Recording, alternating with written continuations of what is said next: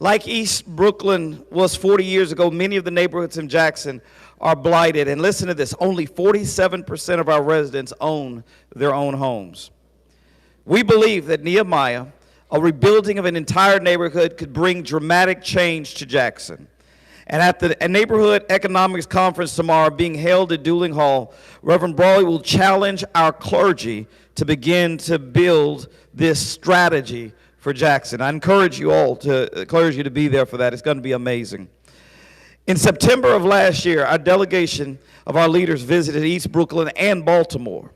We were hosted by our sister organization there. And in Baltimore, we saw Turnaround Tuesday, a second chance jobs movement. The Kellogg Foundation, who we introduced earlier, is helping WTJ learn from our sister organization in Baltimore. And today we welcome the co-director of Turnaround Tuesday, Mr. Melvin Wilson, to bring brief greetings. Melvin will be presenting tomorrow at the Neighborhood Economics Conference. Welcome with me today, Mr. Melvin Wilson. Thank you very much. Good evening, Working Together Jackson. Again, my name is Melvin Wilson, and I greet you from the great city of Baltimore, Maryland. I have the honor of serving as the co-director of a jobs movement called Turnaround Tuesday. Turnaround Tuesday was birthed out of Working Together Jackson's sister organization in Baltimore called BUILD, Baltimoreans United in Leadership Development. BUILD conducted in 2014 a listening campaign where they listened to over 3,000 people. And the number one issue that arose was jobs, and particularly for people that were coming out of prison.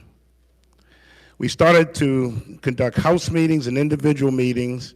We started organizing people and organizing money. And as a result, in 2015, Turnaround Tuesday was born. I fast forward to today. We have now helped over 1,550 people get livable wage jobs.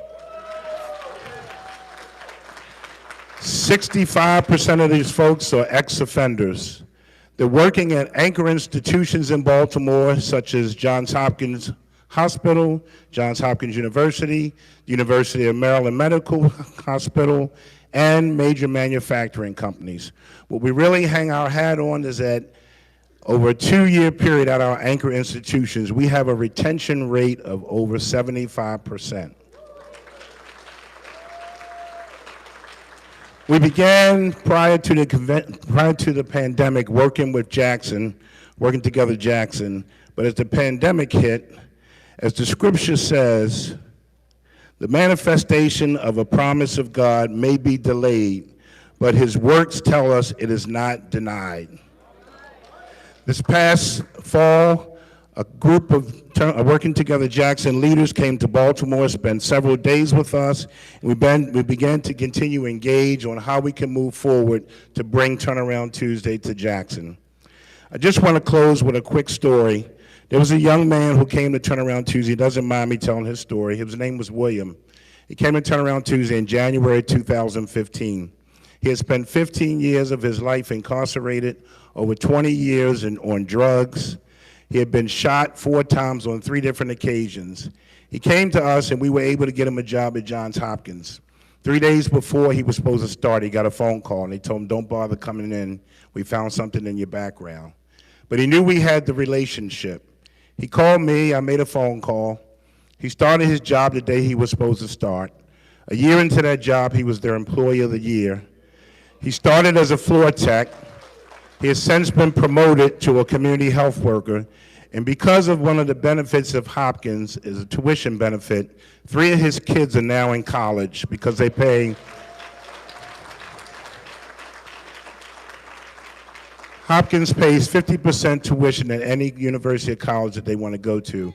So where he was in prison at 21, his son is in college at 21. So thank you, Jackson. We look forward to working together to bring Turnaround Tuesday here, not just to change this city, but to change cities across America. Thank you very much.